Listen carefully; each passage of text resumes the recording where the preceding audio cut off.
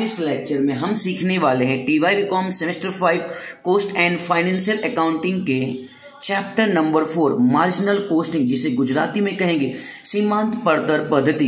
इस चैप्टर को सीखने के लिए जनरली हमें क्या क्या ध्यान रखना चाहिए, इस रिगार्डिंग मैंने एक वीडियो अपलोड कर दिया है। आप हमारी प्लेलिस्ट में जाकर चेकआउट कर सकते हैं और प्लेलिस्ट में जाकर के आप चैप्टर नंबर 1 और 2 भी सीख सकते हैं। तो आज का ये वीडियो आपके लिए काफी हेल्पफुल बनने वाला है, इसलिए इस वीडियो को पूरा एंड तक देखना और कहीं पे स्किप नहीं करना है। अगर वीडियो को अभी तक आपने लाइक नहीं किया तो लाइक कर दीजिए और आज की वीडियो के लाइक का टारगेट रखते हैं 100 लाइक का। अगर आपने अभी तक हमारे चैनल को सब्सक्राइब नहीं किया तो सब्सक्राइब भी कर लीजिए और आपके पास जितने भी सोशल मीडिया के ग्रुप हैं सभी ग्रुप्स के बीच में इस वीडियो को शेयर कर दीजिए, जिससे दूसरों की भी हेल्प हो सके। सो स्टार्ट करते आज के सम की। तो आज मैं आपको एक्सप्लेन करने वाला हूं आपकी बुक का सम नंबर 24। जैसा कि मैंने आपको समझाया था, मेथड नंबर 1 का नाम क्या था, when two time is given. जब भी दो टाइप की इंफॉर्मेशन दी गई हो, 2 बार इंफॉर्मेशन दी गई तो आपको मेथड नंबर 1 यूज करना है। तो यहाँ पे आपको दिख रहा है 2 ईयर दिए गए 2010 एंड 2011। जब भी इस टाइप का सम होगा तो आज मैं जिस टाइप से सम सॉल्व कराने वाला हूं इसी टाइप से आपको सभी के सभी सम सॉल्व करने हैं और एग्जाम में मैक्सिमम मार्क्स लाने होंगे, राइट ना।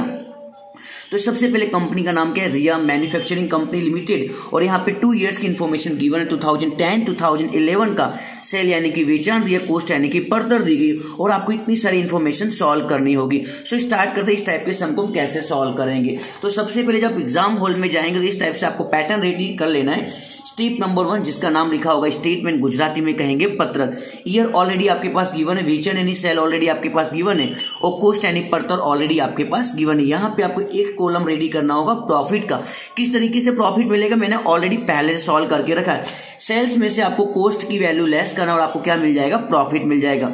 6 लाख में से अपने 5,40,000 लेस करेंगे तो आपके पास प्रॉफिट कितना आ चुका है, 60,000। कौन सी ईयर का, सर 2010 का। आई होप यहां तक आपको समझ में आ चुका होगा।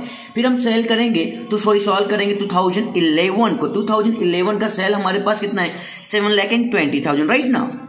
उसमें से आपको लेस करना है कॉस्ट यानी कि पड़तर कितनी थी हमारे पास, 6,36,000। 7,20,000 में से 6,36,000 लेस करेंगे तो यहां पर प्रॉफिट आ चुका है आपका 84,000। कौन सी ईयर का, 2011 का। इतना होने के बाद आपको सॉल्व करना होगा डिफरेंस इन सेल, कि सेल के बीच में डिफरेंस कितना है, तफावत कितना है। तो 7,20,000 और 6 लाख के बीच में अंतर कितने का है, सर 1,20,000 का। तो आप यहां पे राइट करेंगे 1,20,000। सेम टू सेम आपको प्रॉफिट में भी यही करना होगा। 60,000 एंड 84,000 में डिफरेंस कितने का, सर 24,000 का। तो यहाँ पे आपका स्टेप नंबर 1 कंप्लीट हो चुका है, जहां पे आपने difference in sale, difference in profit और सेल्स में से कॉस्ट लेस करने के बाद आपको क्या मिल चुका है, प्रॉफिट मिल चुका है। इतना होने के बाद अब आपको सॉल्व करना होगा स्टेप नंबर 2 जिसका नाम मैंने लिखा है प्रॉफिट वॉल्यूम रेशियो और गुजराती में कहेंगे PV गुणोत्तर। फॉर्मूला क्या है आपका, डिफरेंस ऑफ प्रॉफिट अपॉन में डिफरेंस ऑफ सेल इनटू 100। तो अभी आपने सॉल्व किया था डिफरेंस ऑफ प्रॉफिट, आपके पास प्रॉफिट में यानी कि नफा में कितने का डिफरेंस मिला हुआ है, सर 24,000। तो आप यहां पे राइट करेंगे 24,000। आई होप आपको समझ में आ रहा होगा। अपॉन में क्या लिखा है, डिफरेंस ऑफ सेल यानी कि गुजराती में कहेंगे वेचान में तफावत। तो हमारा सेल में कितने का डिफरेंस आया था, सर 1,20,000 का। तो आप यहां पे राइट कीजिए 1,20,000 इंटू कॉमन रहेगा हमारे पास 100। आपके पास कैलसी यूज करेंगे तो आपका आंसर आ जाएगा यहाँ पर 20%। और सेम टू सेम तरीके से बहुत ही इजी तरीके से आपका स्टेप नंबर 2 कंप्लीट हुआ, जिसे हम कहेंगे PV रेशियो, PV गुणोत्तर। इतना होने के बाद अभी हमें सॉल्व करना होगा स्टेप नंबर 3 जिसका नाम क्या है, यहाँ पे फिक्स कॉस्ट यानी कि स्थिर खर्चा।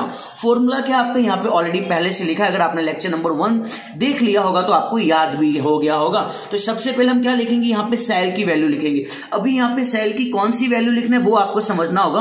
तो सेल की वैल्यू आपको लिखने का करंट ईयर की, चालू वर्ष की सेल की कीमत कितनी, वेचान की 7,20,000, राइट ना। तो यहाँ पे सेल के कॉलम के सामने आप राइट कीजिए 7,20,000, राइट। इनटू क्या लिखा है, PV रेशियो, गुजराती में कहेंगे PV गुणोत्तर। तो अभी आपने स्टेप नंबर 2 के द्वारा PV रेशियो सॉल्व किया, कितने परसेंट आ चुका है, सर 20% आ चुका है। तो PV रेशियो के सामने आप राइट कीजिए 20%। आपके पास कैलसी यूज करेंगे तो यहां पर 7,20,000 का 20% करेंगे तो यहां पे आपका आंसर आ जाएगा 1,44,000। तो ये आपको क्या मिल चुका है, C4 कंट्रीब्यूशन गुजराती में कहेंगे फाड़ो। इतना होने के बाद अभी आपको सॉल्व करना होगा F4 फिक्स यानी कि स्थिर खर्चा और P4 प्रॉफिट यानी कि नफा। तो आपने देखा था कि आपने ऑलरेडी पहले से प्रॉफिट सॉल्व करके रखा है, आपकी बुक में प्रॉफिट आ चुका है। सर वो कहां पे आया था, चेकआउट करा देता हूं। यस, ये रहा हमारे पास 2011 का हमारे पास प्रॉफिट वाले कॉलम में देखिए, देखो 2011 का प्रॉफिट कितना है हमारे पास सर 84,000। तो आप यहां पर प्रॉफिट के प्लेस पे, प्रॉफिट के सामने आप राइट कर दीजिए 84,000। आई होप आप समझ गए। अभी आपके पास क्या आ चुका है, कंट्रीब्यूशन यानी कि फाड़ो भी आ चुका है और प्रॉफिट यानी कि नफा भी आ चुका है। तो यहाँ पे जो बीच में जो अमाउंट बची है वो किसकी बची है सर, बीच में जो अमाउंट बची वो हमारी बची है स्थिर खर्चा यानी इंग्लिश में कहेंगे फिक्स एक्सपेंस की। तो 1,44,000 में से 84,000 लेस करेंगे तो यहाँ पर आपका आंसर आ जाएगा 60,000। तो ये आपको क्या मिल चुका है, स्थिर खर्चा यानी कि प्रॉफिट। तो आई होप यहाँ पे आपने स्टेप नंबर 1 किस तरीके से कंप्लीट किया आपने समझ लिया होगा। ये रहा आपका स्टेप नंबर 1 जहां पे हमने सीखा था सेल कॉस्ट एंड प्रॉफिट, और स्टेप नंबर 2 को कैसे सॉल्व किया था 20% के द्वारा, और स्टेप नंबर 3 में सबसे इंपॉर्टेंट हमने फिक्स एक्सपेंस यानी कि स्थिर खर्चा की वैल्यू को किस तरीके से सॉल्व किया आपको समझ में आ गया होगा। अगर फिर भी कोई डाउट्स रहे तो आप कमेंट बॉक्स में या फिर इंस्टाग्राम में फॉलो करके विदाउट एनी हेजिटेशन आप मेरे साथ में क्वेश्चन आंसर कर सकते हैं। चलते स्टेप नंबर 4 के पास में, राइट ना। तो अगर आपने लेक्चर नंबर 1 देखा होगा तो स्टेप नंबर 4 आपको याद आ रहा होगा। यस, तो स्टेप नंबर 4 का नाम क्या था सर, स्टेप नंबर 4 का नाम था ब्रेक इवन पॉइंट, और गुजराती में कहते समतूत बिंदु। तो हमारा फॉर्मूला क्या था, F अपॉन में PVR, इन गुजराती में कहेंगे स्थिर खर्चा भाग्या PV गुणोत्तर। तो अभी आपने सॉल्व किया था, F यानी कि स्थिर खर्चा आपका कितना आया था सर, हमारा स्थिर खर्चा आया था 60,000। Very good answer.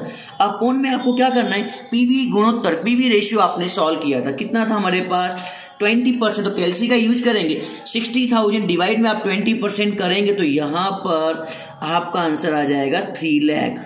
तो आई होप आप समझ गए step number 4 break even point यानी कि समतुल्य बिंदु को किस तरीके से सॉल्व किया गया है। अभी भी हमारा सम कंप्लीट नहीं हुआ है बिकॉज ऑफ आपके सम में क्या क्या कहा गया था, profit volume ratio step number 2 के द्वारा आपने सीख लिया, फिक्स एक्सपेंस यानी कि स्थिर खर्चा स्टेप नंबर 3 के द्वारा आपने सीख लिया, एंड ब्रेक इवन पॉइंट समतुल्य बिंदु स्टेप नंबर 4 के द्वारा आपने सीख लिया। अभी आपके पास एक्स्ट्रा 3 इंफॉर्मेशन और भी दी गई है, अब आपको इन्हें सॉल्व करना है। इन्हें सॉल्व करने के लिए सम को अच्छी तरीके से हमें रीड करना होगा, राइट। तो इंफॉर्मेशन नंबर 3 में क्या लिखा हुआ है, प्रॉफिट व्हेन सेल आर 5,40,000। तो इसकी मीनिंग क्या होगी, जब आपके पास सेल 5,40,000 यानी कि वेचान की रकम 5,40,000 हो तब आपका प्रॉफिट यानी कि नफा कितना होना चाहिए। तो यहां पर मैंने ऑलरेडी पहले से लिख दिया है कि जब आपका सेल यानी कि वेचान 5,40,000 हो तो आपका प्रॉफिट कितना होना चाहिए। बहुत सिमिलर सवाल है, बहुत ही इजी सवाल है, आपने जो ऊपर किया है फिर वही करना है। तो अभी आपके पास सेल की वैल्यू कंप्लीट करके दिया हुआ, वेचान की कीमत कितनी लेनी है 5,40,000। तो सेल के सामने आप राइट कर दीजिए 5,40,000। आई होप आप समझ गए होंगे। इनटू क्या करना है आपको, पीवी रेशियो करना। पीवी रेशियो आपका कितने परसेंट आया हुआ था सर, हमारे पास पीवी रेशियो 1 टाइम आया था ओनली 20%। तो आपको बार बार कितना कैलकुलेट करना है, 20% ही कैलकुलेट करना है, राइट ना। 5,40,000 का 20% करेंगे तो आपका आंसर आ जाएगा यहाँ पर 1,08,000। आप कैलसी यूज कर सकते हैं। तो यहाँ पे आपको क्या मिल चुका है, C4 कंट्रीब्यूशन यानी कि फाड़ो। अभी आपको किसको सॉल्व करना है, स्थिर खर्चा यानी कि फिक्स एक्सपेंस सॉल्व करना है, और लास्ट में आपको नफा यानी कि प्रॉफिट सॉल्व करना है। तो आपने देखा था हमारे पास फिक्स एक्सपेंस तो ऑलरेडी आपको पहले से मिल चुका है स्टेप नंबर 3 के द्वारा, या फिर यहाँ पे भी देख सकते हैं स्थिर खर्चा हमारे पास कितना है 60,000। तो आप फिक्स एक्सपेंस के सामने राइट कर दीजिए 60,000, राइट ना। 1,08,000 में से 60,000 लेस करेंगे तो आपको प्रॉफिट मिल जाएगा, कितना आ चुका है आपका 48,000। तो आई होप आप समझ गए कि जब सेल 5,40,000 है तो प्रॉफिट कितना होना चाहिए, तो सर प्रॉफिट हमारा होना चाहिए 48,000।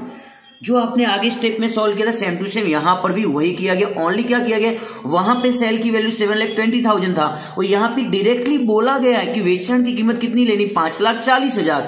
तो आपने भी कितनी ली 5,40,000। पीवी रेशियो आपके पास कॉमन था 1,08,000, और फिक्स एक्सपेंस यानी कि स्थिर खर्चा स्टेप नंबर 3 में आपने सॉल्व किया था, वही यहाँ पे कट कॉपी पेस्ट किया गया। फिर भी मैं एक बार आपको दिखा देता हूँ स्टेप नंबर 3 में। देखो यहाँ पे स्टेप नंबर 3 में आपने फिक्स एक्सपेंस स्थिर खर्चा कितना सोल्व किया था 60,000। तो पूरे सम के अंदर जहां भी फिक्स एक्सपेंस की जरूरत होगी, स्थिर खर्चा की जरूरत होगी, आपको कितना कैलकुलेट करना होगा 60,000, राइट ना। चलते हैं स्टेप नंबर नेक्स्ट के पास। अभी आपको क्या सॉल्व करने के लिए कहा गया वो भी हम एक बार समझ लेते हैं। Extra information number 4। तो इंफॉर्मेशन नंबर 4 में क्या कहा गया है, sale when loss are 12,000। That mean जब आपके पास लॉस कितना हो 12,000 का, यानी कि 12,000 का नुकसान हुआ हो, तो आपके पास सेल यानी कि वेचान की वैल्यू कितनी होनी चाहिए। तो यहां पर मैंने ऑलरेडी लिख के रखा हुआ है एडिशनल इंफॉर्मेशन नंबर 4 कि जब आपका लॉस 12,000 का हुआ हो उस टाइम पे आपका सेल कितना होना चाहिए। अगर आपने लेक्चर नंबर 1 देखा है तो वहां पे सभी फॉर्मूले एक्सप्लेन किए गए। तो फॉर्मूला के यहाँ पे सेल निकालने का, sale is equal to F minus L upon में पीवीआर। तो एफ मीन्स क्या था हमारा स्थिर खर्चा। स्थिर खर्चा कितना था हमारे पास सर 60,000। Very good. जिसमें से लेस क्या करना है आपको, लॉस यानी कि नुकसान। नुकसान कितना हुआ 12,000।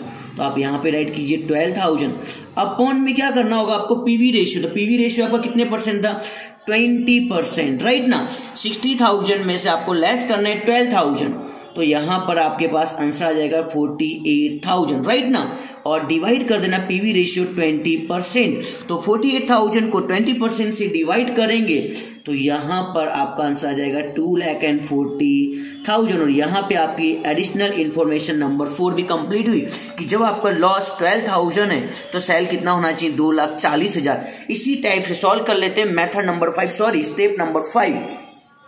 एक्स्ट्रा इन्फॉर्मेशन नंबर 5 में क्या लिखा है, sale to earn profit rupees 1,20,000। That mean जब आपको प्रॉफिट यानी कि नफा 1,20,000 का हो रहा हो तब आपका सेल कितना होना चाहिए। तो फिर से हमें फॉर्मूला यूज करना होगा। तो यहां पर मैंने ऑलरेडी पहले से लिख के रखा हुआ है कि जब प्रॉफिट 1,20,000 हो तब हमारे पास सेल कितना होना चाहिए। तो सेल का फॉर्मूला क्या, देखो लॉस में माइनस करने का तो प्रॉफिट में प्लस करने का, F plus P. F means स्थिर खर्चा। स्थिर खर्चा कितना था हमारे पास सर 60,000। तो पूरे सम में आपको 60,000 ही लेना है, प्लस प्रॉफिट यानी कि नफा की वैल्यू दी गई, कितनी दी गई 1,20,000। तो आप यहां पे राइट कीजिए 1,20,000 और डिवाइड में तो कॉमन रहेगा, क्या लिखा है पीवी रेशियो। तो पीवी रेशियो कितने परसेंट था हमारे पास सर, पीवी रेशियो था हमारे पास 20%। तो आप अपॉन में राइट कीजिए 20%। 60,000 में 1,20,000 प्लस करना और डिवाइड किससे करना है 20% से। जब आप 20% से डिवाइड करेंगे तो आपका आंसर आ जाएगा 9 लाख। और यहाँ पे आपका सम कंप्लीट हो चुका। तो आई होप आपने पूरा वीडियो देख लिया होगा और आपको स्टेप नंबर 1, 2, 3, 4 समझ में आ गया होगा। और एक्स्ट्रा इन्फॉर्मेशन नंबर 3, 4 और 5 को किस तरीके से सॉल्व किया गया वो भी आपने समझ लिया है। फिर भी अगर कोई डाउट रह जाए तो इंस्टाग्राम पे या फिर कमेंट बॉक्स में राइट करके मुझे बता सकते हैं। मिलते हैं नेक्स्ट लेक्चर में नेक्स्ट वीडियो के साथ। तब तक वीडियो को सभी ग्रुप्स में बीच में शेयर कर दीजिएगा। So bye and thank you very much.